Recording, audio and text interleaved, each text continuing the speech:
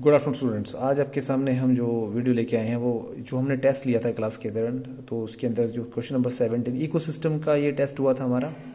तो इसमें हमने दो क्वेश्चन ये जो डाले थे, लेंटिक इकोसिस्टम और open water zone beyond littoral zone. इन क्वेश्चंस का बच्चों को डाउट था, तो let's discuss the first question, lentic ecosystem. Lentic ecosystem जो है rain water, running water, standing water और ग्रेविटेशनल वाटर। जैसे कि आपको पता है कि यहाँ पे आंसर स्टैंडिंग वाटर दिया है, तो what is the meaning of लेंटिक ecosystem और ये होता क्या है।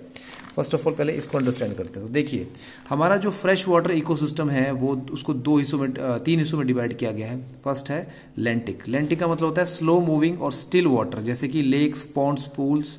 और लोटिक का मतलब होता है fast moving water bodies such as river and streams.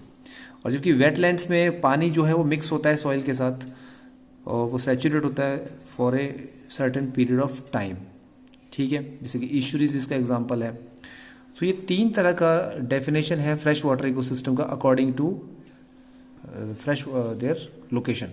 सो उसके हिसाब से अगर आप देखें तो ये लेंटिक, लोटिक और वेटलैंड है, तीन तरह के होते हैं। तो इसका डेफिनेटली आंसर क्या आएगा? लेंटिक, क्योंकि इसमें पूछा ही क्या हुआ था आपका, लेंटिक इकोसिस्टम स्टैंडिंग वाटर के साथ होता है। Then after that, open water zone beyond littoral zone is limnatic zone, coastal zone, profoundal zone, benthic zone। अब देखिए, ये भी बहुत अच्छा क्वेश्चन है, ये थोड़ा डिटेलिंग वाला क्वेश्चन है। लेक और ओशन में लाइट के हिसाब से लेक को और ओशन को डिवाइड किया गया है डिफरेंट जोन में। जैसे यूफोटिक जोन में क्या होता है, जिसको ओशन में एपिप्लेजिक जोन भी बोलते हैं। इसमें सनलाइट जो है ऊपर तक सबसे ज़्यादा रिसीव करता है सनलाइट, तो 200 मीटर तक रहती है सनलाइट।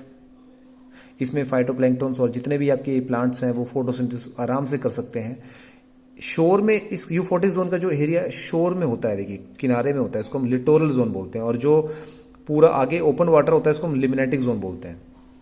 ठीक है, और ये 50 to 80 मीटर तक लाइक कर सकता है। After that disphotic zone, twilight zone आता है, जहाँ पे लाइट थोड़ा सा फेंट होना शुरू हो जाती है और फोटोसिंथेसिस का रेट कम होना शुरू हो जाता है। ये एरिया होता है 80 मीटर से लेकर 200 मीटर, ये 800 मीटर तक भी स्ट्रेच कर सकता है।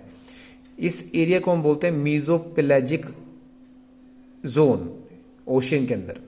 ठीक है, इसके बाद फिर एफोटिक जोन आता है। एफोटिक जोन में डीप जोन, बिल्कुल अंधेरा वाला एरिया होता है ये, जहां पर डेट्राइटस रहते हैं। प्रोफाउंडल जोन के नाम से भी इसको हम जानते हैं। और इसके नीचे फिर बेंथिक जोन होता है, जो कि किसी भी ओशन या लेक का बेस एरिया होता है, जहां मिट्टी होती है बेसिकली इसकी, और डिकम्पोजिशन हो सकता है यहाँ पर। सो रशिया में एक एरिया भी है, बेकाल लेक रशिया, जिसमें 1600 मीटर तक ये एफोटिक जोन स्ट्रेच कर सकता है। तो जितना आप नीचे गहराई में जाएंगे वो लाइट और ऑक्सीजन का लेवल उतना डाउन हो जाएगा, और जितना ऊपर रहेंगे तो नेचुरली बात है कि ज़्यादा डाइवर्सिटी आपको पानी में